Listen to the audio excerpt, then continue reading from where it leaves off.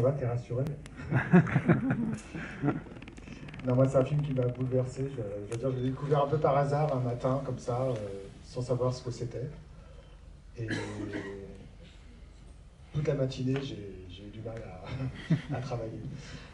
J'imagine que pour vous, c'est un peu la même chose. Je crois que ta mère est à l'origine un peu de ce projet. Ah oui. En tout cas, c'est une histoire qui est née dans mon enfance, oui, absolument. Pour en parler vite, je serais Adrien dans l'affaire, l'aîné de la famille. On a accueilli un petit garçon qui arrivait, il avait 18 mois. C'est le schéma que je raconte dans le film. Il est parti, il avait 6 ans, et donc ça fait longtemps que je sens que je veux faire quelque chose avec cette période-là de mon enfance. Je pense qu'elle est concomitante avec mon envie de faire du cinéma. Mais je me suis longtemps perdu à savoir par quel biais j'allais la raconter, pourquoi j'allais la raconter, mais elle me hantait. Voilà. Ça a été la seule et unique fois, pour être très clair sur cette question. Et puis j'ai fait, voilà, sur mes courts-métrages, j'ai toujours travaillé autour du terme de la parentalité, de manière toujours très détournée. Et puis il y a eu Diane à les épaules, qui était l'histoire d'une femme qui porte un enfant pour d'autres. Donc voilà, c'est le pas de côté dont je parlais tout à l'heure. Et puis c'est ma productrice, Marie Dubas, qui m'a vraiment très fortement encouragé à mettre le nez dedans, quand elle me disait vas-y pour le deuxième. Moi, délesté de l'angoisse du premier long métrage, je me suis autorisé effectivement à y retourner. Et puis j'ai fait d'abord un travail d'enquête. J'ai rencontré des éducateurs spécialisés, j'ai rencontré d'autres familles d'accueil. J'ai entendu un certain nombre d'histoires, et à l'intérieur de ça, il y a une histoire que j'ai eu envie de greffer à la mienne, qui est l'histoire d'un autre petit garçon, qui n'était pas l'histoire du petit garçon qui était dans ma famille. Donc l'histoire du petit garçon que je raconte, là dans le film, elle est très proche d'une autre histoire que j'ai entendue, que j'ai greffée à la mienne. Et puis après, l'idée était de se raconter, pour moi, parce que je voulais quand même à la fois travailler cette matière-là, mais être sûr que ça soit aussi un objet de cinéma, et pas juste une espèce comme ça, d'objets auto-centrés. Donc on sait, avec ma productrice, le jeu c'était de se dire, bon, ça appartient à quoi dans le cinéma comme genre. Donc le mélodrame, l'idée du mélodrame populaire, elle est venue assez vite. Et j'avais des films comme ça dans ma besace tout de suite qui sont venus, comme The Kid, comme Kramer contre Kramer, et comme E.T., qui est le film, à mon sens, pour moi, qui hante le plus celui-là, puisque E.T., c'est comme l'histoire d'un enfant placé dans une famille qui va devoir retourner dans la sienne. C'est un film que j'ai vu à l'époque où moi j'ai vécu cette histoire-là. Par ailleurs, j'en faisais un pont. Et puis je pense que E.T., pareil, fait partie des films qui m'ont vraiment profondément marqué, voire changé, et qui m'ont peut-être donné envie de faire du cinéma. Mais je pense que c'est très lié à cette histoire-là. Puis je vivais dans un lotissement, enfin voilà, il y avait une chose très simple, très haut au premier degré, voilà. Donc je me suis raconté un peu tout ça pour être sûr que l'histoire que j'avais traversée puisse être quand même l'objet d'un film. Voilà. N'hésitez pas, même si vous êtes... voilà, le micro arrive. Bonsoir, je vais essayer de retrouver mes esprits.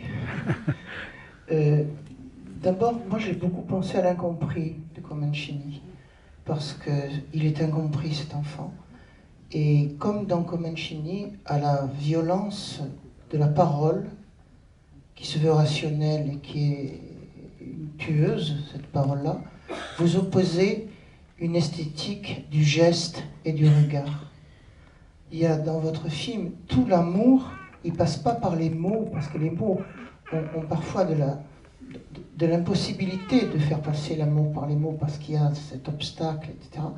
Et eh bien, elle met sa tête sur l'épaule, elle prend la main, on a des plans sur les regards, ça m'a absolument emballé et bouleversé.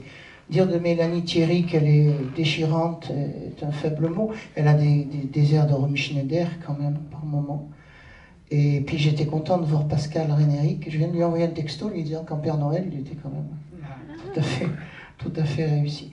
Et ce qui me frappe aussi, c'est l'équilibre entre la force de l'histoire et l'apaisement de la caméra. C'est-à-dire que la caméra, elle n'en rajoute pas il n'y a pas de pathos, et la caméra, elle se fait très discrète, elle se fait presque oublier, alors que c'est drôlement filmé. Elle se fait oublier parce que justement, L'important, c'est ce qui se passe derrière les mots et ce qui se passe dans leur tête. Et c'est absolument admirable. Merci beaucoup. T'as pas une petite question? Si, je vais avoir une question.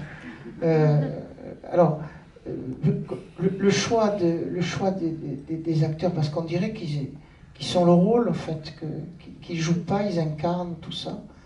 Et comment vous avez choisi ces enfants qui sont absolument incroyables?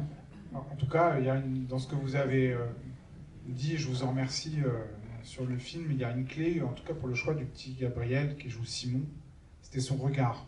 Voilà. C'est ça qui a complètement déterminé le choix et la rencontre que moi j'ai eue avec cet enfant. Pour vous essayer de vous résumer l'affaire très vite, parce que c'était vraiment la question essentielle, hein, la fabrication de ce film pour moi, c'était, j'avais jamais travaillé avec des enfants, je savais que c'était le cœur et la sève du film, et particulièrement sur le personnage de Simon. Donc ça a été ma grande angoisse, et du coup je me suis quand même énormément interrogé, posé de questions, comment travailler, comment faire. Le choix, on sait que la première étape c'est le casting. J'ai travaillé avec Christelle Barras dans un premier temps, qui est une directrice de casting qui avait beaucoup travaillé avec les enfants, qui a fait beaucoup de films aux enfants. Et donc j'ai pu bénéficier dans une première étape de son expérience, de voir la manière dont elle parlait, s'adressait à eux, dont elle les impliquait sur le sens. Elle était toujours en train de dire il faut que les enfants comprennent ce qu'on est en train de faire, comprennent ce qu'on veut raconter. Et j'ai vu comment elle leur communiquait ça. Et moi, ça a été un super apprentissage, mais aussi une limite de la première étape de casting où j'étais très impliqué sur le casting. J'étais là avec la caméra et je filmais tous les enfants qu'on rencontrait, à tel point que ça m'a perdu, parce que j'étais tellement près d'eux, tellement près de leurs parents, que j'avais envie de dire oui à tout le monde. Oui, le système d'empathie, là, il se met en place direct. Il y a des parents qui ont très envie, des enfants qui ont envie, enfin, voilà. Et donc ça m'a un peu perdu sur le choix, par contre ça m'a appris énormément. Il y a eu le premier confinement, ça s'est arrêté, Christelle n'était pas disponible pour la suite. Et j'ai travaillé avec une autre directrice de casting où du coup j'ai essayé de faire différemment. J'ai dit la première étape, je ne veux pas rencontrer. Je veux juste recevoir des vidéos et moi être détaché de cette rencontre-là qui de toute façon m'impliquait déjà trop. Et donc de cette première étape de casting dont je parlais, et quand même à résister Basile, celui qui joue le personnage de Jules, qui a les cheveux longs, que j'ai rencontré. Donc les 3 enfants sont les enfants issus de ce qu'on appelle du casting sauvage. Hein. C'est-à-dire que dans le casting, j'ai rencontré des enfants qui avaient déjà fait des choses, mais les 3 voilà, ont été repérés, on leur a rien demandé. Des assistants directeurs de casting ont eu dans des squares, sur les terrasses de café, etc. Basile vient de là. Le petit Gabriel aussi, et Adrien, le grand, c'est pareil.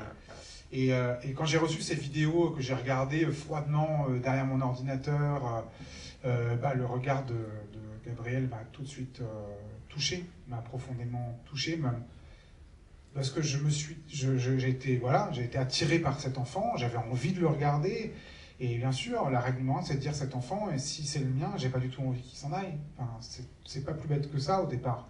Et puis après, il s'est passé toutes les autres étapes, où Mélanie les a rencontrés 8 ou 9 on va dire, pour jouer le petit Simon, et puis la manière dont ça s'est passé entre elle et lui a été aussi une autre clé. Et puis la troisième étape, c'était d'inventer ce trio un peu fantasmé de tel et tel enfant. Enfin, moi, j'avais un peu, dans la troisième étape, espéré que ces 3-là allaient marcher ensemble. Donc ça fausse un tout petit peu la troisième étape de casting, parce qu'on a envie que ces 3-là, ça marche ensemble. Et bah oui, évidemment, c'est arrivé. Ces 3-là, ensemble, ça a marché. Et c'est ça qui a lancé le casting. Et après, il se passe, moi je pense que le film bénéficie d'un certain nombre de petites chances et de petits miracles, et peut-être que le pari qu'on fait là, il fonctionne, et que j'ai vu, surtout Gabriel, c'est ça où ça a été le plus impressionnant, mais c'est pareil pour Basile et c'est pareil pour Idriss, qui joue le rôle d'Adrien, donc je les ai vus devenir comédiens. Je les ai vus devenir comédiens, réellement. Je les ai vus comprendre au fur et à mesure qu'on avançait dans le tournage ce que c'était que les enjeux des scènes, la manière de s'impliquer. Ça a été très impressionnant sur le petit Gabriel. Et je pense que c'est une des choses qui s'est passée, c'est qu'ils ont eu en face d'eux, je vais faire un langage, mais pour les enfants ça marche très bien, ils ont eu en face d'eux et Mbappé, et ils avaient envie de jouer pareil que lui. Et c'est exactement ce qui s'est passé par rapport à Mélanie. Et notamment sur la question de réussir à pleurer, qui est devenue pour eux essentielle.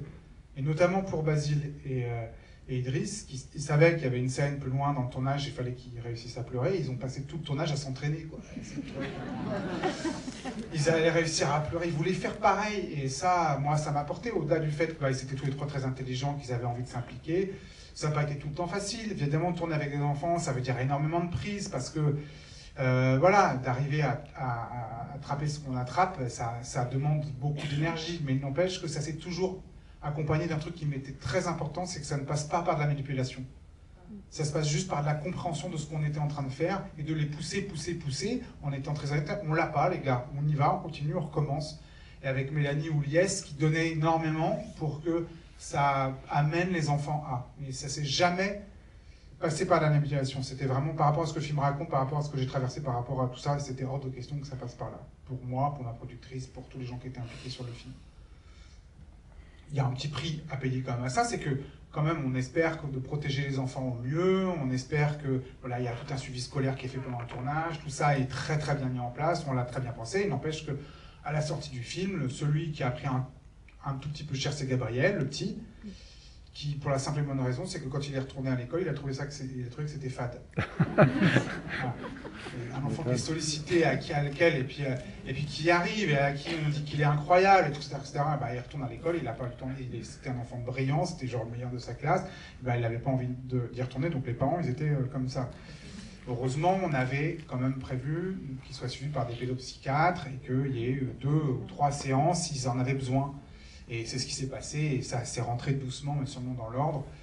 Et tout va bien, là. Et tout va bien, et tous les trois continuent, ont envie. Gabriel a besoin de faire Basile, il fait des cours Florent pour enfants. Idriss, il a refait même un film avec les Salem, ils se sont retrouvés sur un film. Gabriel a envie d'apprendre à chanter, il a envie d'apprendre à faire du théâtre. Et voilà, ils sont quand même connectés. Il s'est passé quelque chose. Bah, on peut pas, il ne faut pas se cacher. On leur a un peu changé la vie, hein. Ils n'avaient rien demandé, hein. On leur a changé la vie, ça c'est sûr.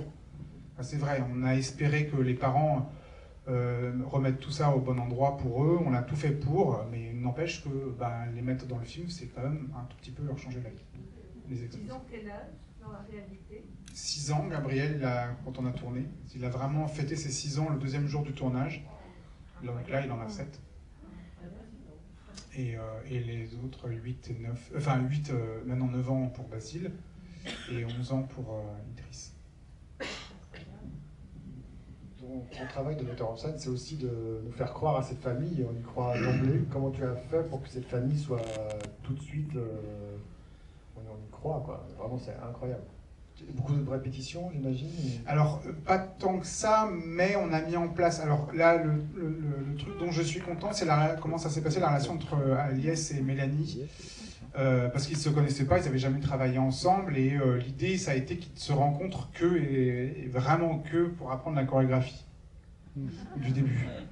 Et donc ils se sont retrouvés avec une chorégraphe avec qui je travaillais par ailleurs sur un spectacle de théâtre, donc à qui j'ai demandé de réfléchir à cette chorégraphie-là, et donc ils se sont retrouvés tous les deux dans la merde, quoi. Enfin, voilà, devoir vraiment réussir ce petit numéro-là, qui a l'air de rien, mais qu'en fait, en réalité, est un tout petit peu sophistiqué, etc.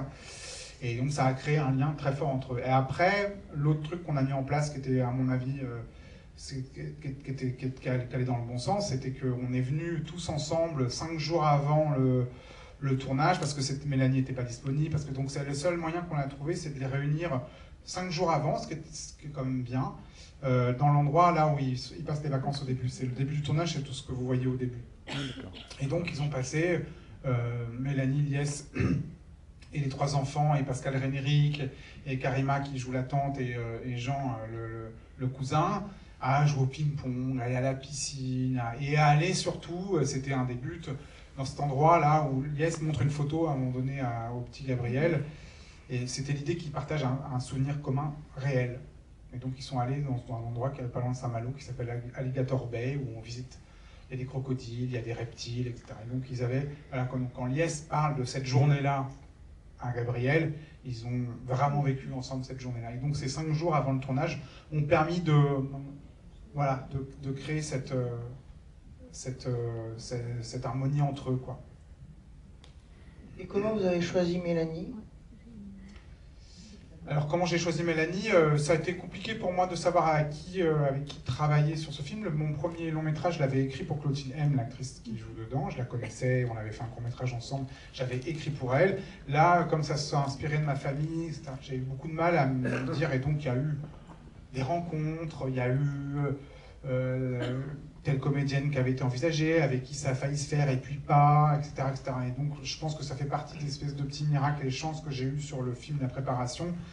C'est qu'à un moment donné, j'ai juste rencontré Mélanie, que je sentais être une très bonne comédienne, mais que j'avais pas, à part dans La Douleur, mais qui correspond pas du tout à ce qu'on... Voilà, que j'avais pas forcément vu dans des films qui m'inspiraient.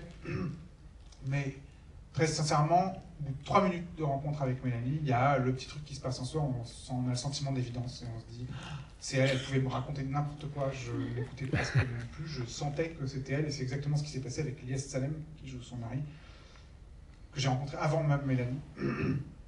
Ou pareil, ça s'appelle un coup de foudre, ça s'appelle une sorte d'évidence, et j'ai envie que ce soit lui, l'homme qui va incarner ce personnage-là. Pour Félix Moati, je l'avais rencontré pour un autre projet, un projet de théâtre finalement qui ne s'est pas fait, et c'est parce que je côtoyais Félix que j'ai eu l'idée que ça pouvait être lui qui jouerait le personnage d'Eddie, qui m'a été le personnage le plus compliqué à appréhender. Ne serait-ce que c'est pareil, en partant de l'histoire que je connaissais, des histoires que j'avais entendues, c'était un personnage dont, pour trouver son équilibre et pour trouver comment le basculement, même par rapport à son empathie, pouvait marcher dans le film. Voilà, ça a été très compliqué à l'écriture, et d'avoir rencontré Félix m'a beaucoup aidé aussi, parce que moi j'ai beaucoup aimé Félix. Voilà, je me suis dit, j'ai un sentiment de sympathie immédiate pour lui, et comme le personnage il va devoir sacrément remonter le haut de la rivière, là il va falloir que je mise sur quelqu'un pour qui on a une réelle sympathie. Empathie, ça viendra, mais au moins sympathie directe. Et que du coup il vient un peu troubler les cartes de ce jeu-là.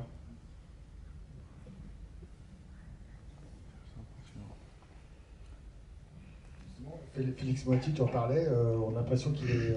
Est-ce qu'il était vraiment en dehors de ce cercle de famille, ou comment il a vécu ce tournage? Parce qu'on a l'impression qu'il est un peu en parallèle, qu'il est un peu en dehors. Alors oui, parce que sa présence, elle était forcément moindre, et après, et non parce que Mélanie et lui se connaissent très bien, ils ont joué dans une série ensemble qui est passée sur Arte, qui s'appelle No Man's Land, ils sont frères et sœurs. Donc ils ont eu très plaisir à se retrouver, ça c'était aussi aidant. Et Félix, c'est quelqu'un de très drôle, c'est quelqu'un qui met de la bonne humeur sur le plateau. Et nous, voilà, le tournage a été long, compliqué, parfois douloureux. Et quand il arrivait, c'était une bouffée de fraîcheur aussi. Donc il a fait du bien à chaque fois qu'il est arrivé. Et surtout, Gabriel l'a beaucoup aimé, le petit là. Donc c'est pareil, ça aide aussi profondément.